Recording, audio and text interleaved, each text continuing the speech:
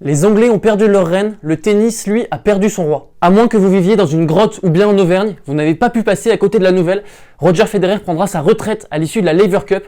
Et dans cette vidéo, on va revenir en long, en large et en travers sur cette annonce, mais également sur sa fantastique carrière. Deux petites remarques avant de commencer. Tout d'abord, Roger, je suis désolé, mais dans cette vidéo, je vais te tutoyer. Tu fais trop partie de ma vie, t'as trop passé de temps dans mon salon et tu m'es trop familier pour pouvoir te vouvoyer. Et puis la deuxième remarque, c'est que lors de cette vidéo, je vais enlever ma casquette de chroniqueur objectif. En tout cas, j'essaye de l'être sur la chaîne, mais là n'est pas le débat. Et c'est vraiment le fan depuis 15 ans de Federer, le militant qui va parler. Et cette vidéo, ça va être une sorte de déclaration d'amour à Federer. Et j'espère qu'à travers ce format, vous pourrez vous rendre compte, même si beaucoup le savent déjà, à quel point le tennis perd un être cher. Voilà pour le préambule, on attaque tout de suite maintenant, c'est parti, let's go!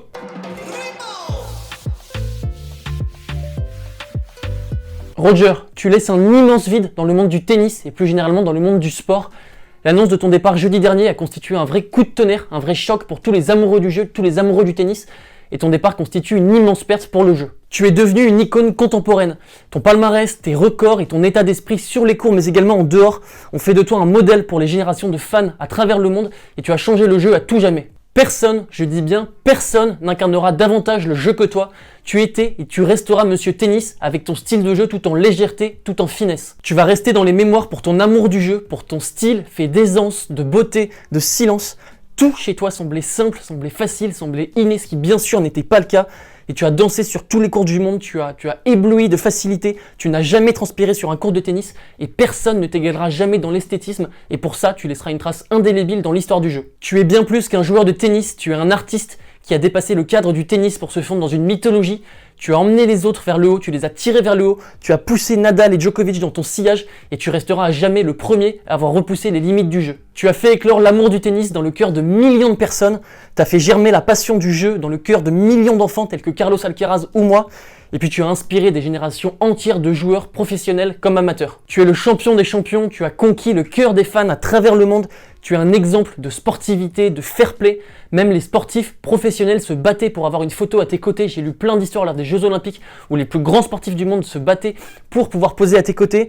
Tu es vraiment un modèle à tout point de vue, tu es une légende au-delà des cours et tu occupes et tu occuperas à tout jamais une place importante dans le cœur des gens. Il y a des choses que les chiffres avec toi ne peuvent pas exprimer. Tu as marqué le tennis par la beauté que tu lui as apportée match après match, ta grâce, ton élégance, ta technique parfaite, ton style offensif, ton fair play, tes silences ont fait de toi l'un des athlètes les plus admirés de tous les temps et aucun nombre ne peut résumer l'étendue de ta légende ni même l'importance de ton héritage. Tu as été un parfait ambassadeur pour le tennis, tu parlais plusieurs langues, tu as toujours été gentil avec les gens, particulièrement avec les jeunes et tu as amené beaucoup de classe au tennis qui pourtant était déjà un sport noble. Aujourd'hui, je suis reconnaissant envers toi.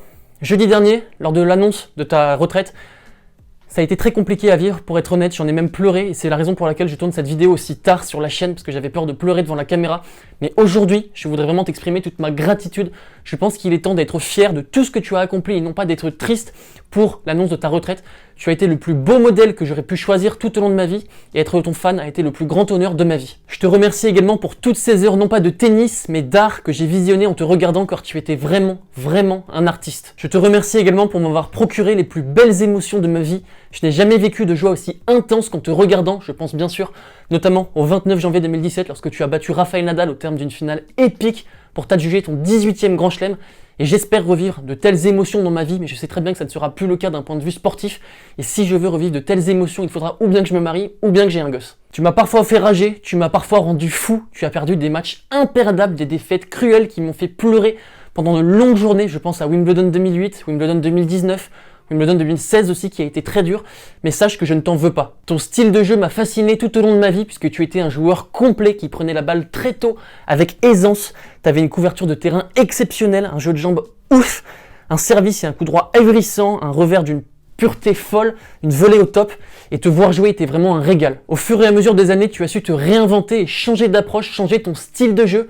Tu es devenu de plus en plus offensif au fur et à mesure des années, tu as cherché à raccourcir les échanges, notamment via l'invention du sabre, et tu as été inventif tout au long de ta carrière. Tu avais une vraie intelligence de jeu qui savait allier à la fois attaque et défense, la finesse de tes volets et la patience du fond du court, et tu as mis toute ta créativité au service du jeu, et le jeu te remercie grandement pour cela. Tu jouais toujours juste, j'ai toujours été ébahi par ton intelligence de jeu, tu ratais parfois des coups, mais tu ne te trompais jamais dans tes intentions, c'était toujours le coup qu'il fallait jouer, et puis au niveau de ton jeu, Ta créativité m'a toujours impressionné. Tu as réussi à concilier le tennis old school avec le tennis actuel.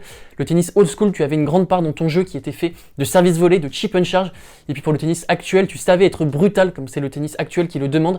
Et d'avoir réussi à concilier ces deux visions du jeu, c'est une prouesse que seul toi as su réaliser. Tu as été un symbole de longévité comme lorsque tu es redevenu numéro 1 mondial en 2018, 14 ans après ta première accession sur le trône en 2004. Et ta capacité à durer puisait vraiment sa source dans un amour sincère, véritable, profond, authentique du jeu. Comment ne pas mentionner Wimbledon lorsque j'en viens à parler de toi? Ton tournoi où le gazon a sublimé ton slice de revers et tes fulgurances en coup droit. La surface convenait extraordinairement bien à ton jeu, en particulier à tes services qui étaient précis, qui étaient variés. Et tu as marqué l'histoire de ce tournoi avec tes 8 titres, notamment ton quintuplé historique de 2003 à 2007. Tout au long de ta carrière, tu as accumulé les triomphes et tu as toujours, je dis bien toujours, fait preuve d'humilité et c'est particulièrement inspirant. Tu as changé le jeu à tout jamais et tout au long de ta carrière, tu as fait preuve de classe. Même lors de ton annonce jeudi dernier, tu as encore une fois fait preuve de classe. Puisque cette annonce devait trotter dans ta tête depuis un petit moment déjà, je pense que tu le savais depuis bien longtemps, et tu as attendu la fin de l'US Open pour ne pas attirer l'attention médiatique sur toi, pour ne pas t'accaparer tous les projecteurs, et encore une fois, tu as su faire preuve de classe jusqu'au bout. Avec toi, les chiffres ne disent rien des émotions, mais je vais citer quelques-uns des chiffres étourdissants qui ont fait ta légende. Tu as duré 24 ans au plus haut niveau de 1998 à 2022. Tu as disputé 1526 matchs pour 1251 victoires. Tu as su gagner 20 grands chelems, rester 310 semaines durant à la place de numéro 1 mondial, dont 237 semaines consécutives, ce qui constitue un record.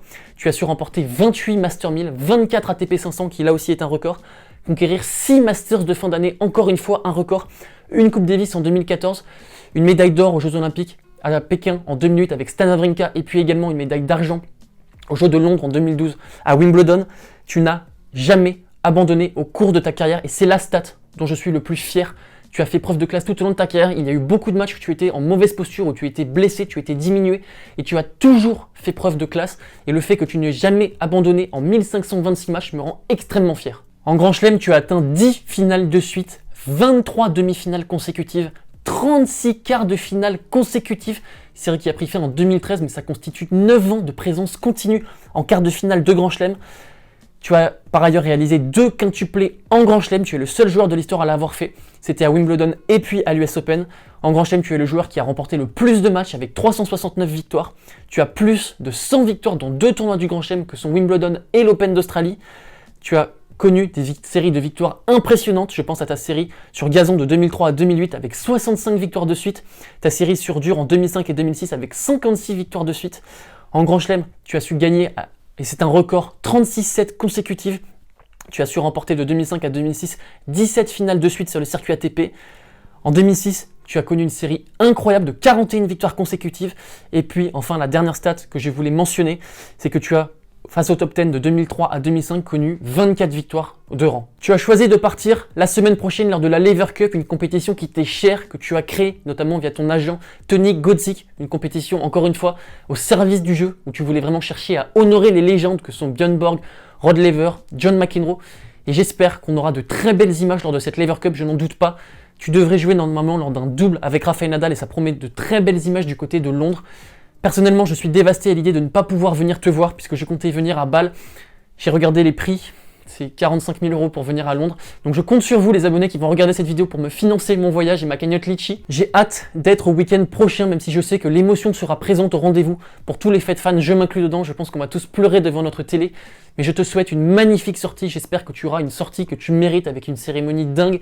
Tu seras honoré tout au long de ce week-end et j'espère que tu prendras beaucoup de plaisir lors de ce week-end fantastique qui s'annonce du côté de Londres. Je te souhaite le meilleur dans ta vie future, notamment avec ta famille. J'espère que tu vas bien profiter avec ta femme Mirka, que je remercie d'ailleurs pour tout ce qu'elle t'a apporté tout au long de ta carrière. On sait très bien que ta carrière n'aurait jamais été la même sans Mirka que tu as rencontré aux Jeux Olympiques de Sydney en 2000. J'espère que tu pourras profiter pleinement de tes 4 enfants, Léo, Lénie, Charlène et Mila Rose, et que tu passeras avec eux des moments fantastiques. Je sais également que tu comptes beaucoup te consacrer à ta fondation, Roger Federer Foundation, qui vise à venir en aide pour les enfants défavorisés en Afrique. Une fondation que tu as créée en 2003 avant que tu deviennes la star que tu es. Ça démontre encore une fois ton engagement et je te souhaite vraiment que ta fondation connaisse l'essor qu'elle mérite. Je te souhaite également le meilleur côté business avec tes agences, notamment Team 8 et puis la filiale dans laquelle tu as investi, On Running, qui éditait des chaussures de sport avec lesquelles tu jouais depuis un petit peu plus d'1 an et dans laquelle tu as investi. J'espère que tes projets se porteront magnifiquement bien.